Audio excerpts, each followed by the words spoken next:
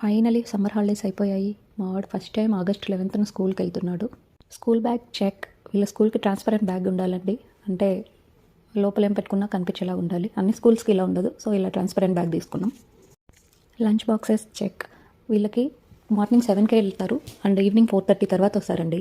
So పాపం ప్రొద్దున్నే tiffin తినే కూడా టైం ఉండదు. అందుకే లంచ్ బ్రేక్ ఒకటి, స్నాక్స్ బ్రేక్ ఒకటి ఉంటుంది. సో 2 బాక్సెస్ ఉండాలి. ఒక దాంట్లో లంచ్ ప్యాక్ చేయాలి, ఒక దాంట్లో స్నాక్స్ ప్యాక్ చేయాలి. అండ్ వీళ్ళు చిన్నపిల్లలు కదా, సో రైస్ ఐటమ్స్ అలా తినలేరు కాబట్టి ఏదైనా సాలిడ్గా ఉండే ఫుడ్డే ప్యాక్ చేయాలి.